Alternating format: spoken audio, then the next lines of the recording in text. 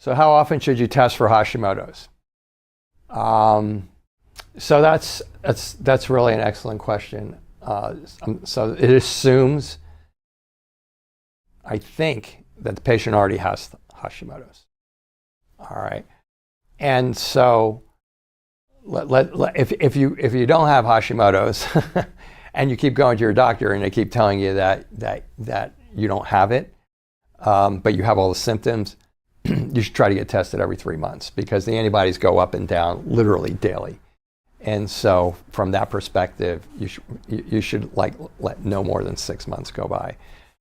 For me, I actually will have a patient who comes in here and everything's normal, but they got all the lab tests and their thyroid's tender and they've had nodules, but all their lab tests come up normal. I might test them every 6 weeks until it comes up if they're really insistent upon getting a lab number that you can hang on to. If you have Hashimoto's, okay, it's an immune problem that attacks, so there's your thyroid. It's an immune problem, there's your immune system that's attacking your thyroid, okay? And until you pull all the triggers, until you find all the things in your physiology, whether it's small intestinal bacteria or leaky gut or one of the pathogens, Epstein-Barr virus, Lyme disease, or whether it's, that you drink too much, or whether it's blood sugar spikes going up and down, or stress, or diet, whatever it is, and there's 40 some of them, okay? Whatever it is, as long as these are there, your thyroid keeps getting attacked, all right? So especially if you're not, I'm gonna promote here the functional model. If you're not using some sort of functional model that is stripping these things down, and you're going to your doctor and just using the medication T4 and T3 are the thyroid hormones that are in these pills, okay? They are antioxidants and they are steroids as well as being thyroid hormones. So they can calm down inflammation to a degree and stop this a little bit. But if you're not pulling the triggers, it might be going like this, and you take the medication, it might be going like this. You might feel better for 2, 3 weeks, 6 weeks, even 3 months. But eventually you're going to start getting symptoms. Why? Because there's still damage taking place to this tissue. Even though it's slowed down, there's still damage taking place. At that point, what's important is watching your TSH and mainly your TSH and your T4 and your free T3, but mainly your TSH. And if your TSH, your thyroid stimulating hormone, is going up, it's because you're still getting damage to this even though you're feeling somewhat better.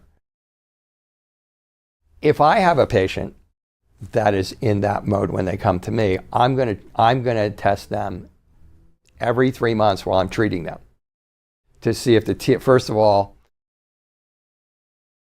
if you're going to go to an alternative practitioner who is going to understand how to attack this from a functional perspective of diet and lifestyle and herbs and botanicals and all those types of things, and knows what the triggers are to eliminate and knows how to take care of those triggers, your TSH is going to go like this.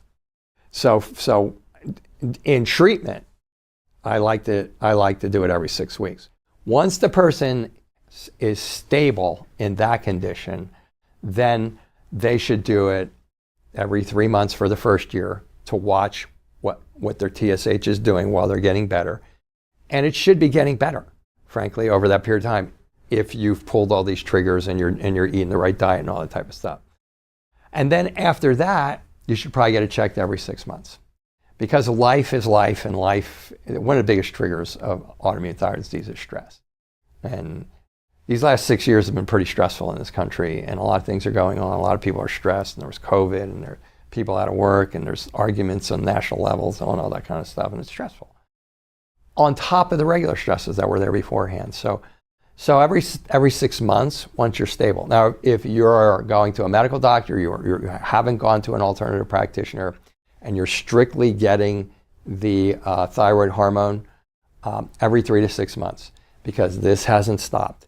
Now, and I'm a good example. For when I was doing this treatment in the beginning for myself, for those few of you out there who might not know that I have autoimmune thyroid disease, and that's part of how I got into this.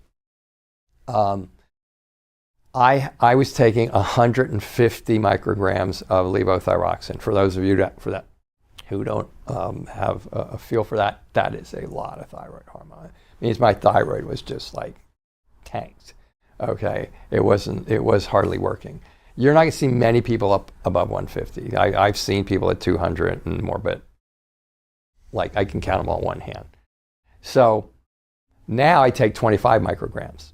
Why? Because as I continued to get rid of the triggers, and as things continued to get better, and as time passed and allowed the pressure to come off of my system, and things started working better, mine went from this to very possibly this, because I've been at 25 micrograms now for 3 years.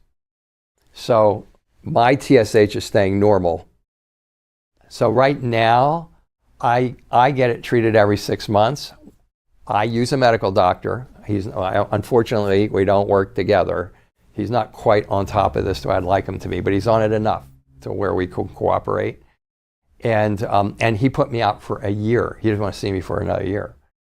So we'll see how that goes. But I would feel more comfortable seeing him in 6 months.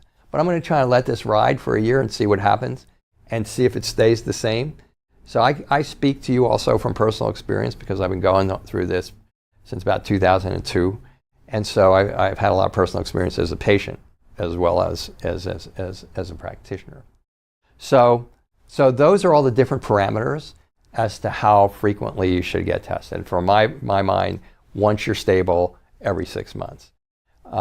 Before that, if you're still in the process of trying to figure things out, if you're in the active process, for me, it's going to be every 6 weeks. If you're going to be in an active process with a medical doctor, I would say every 3 months. And then once you're stable, I would say every 6 months. We'll see how this once a year thing. We'll see how this works out, and then I might have a presentation on that for you in 6 months from now. So those are the timings that I and many of my colleagues use.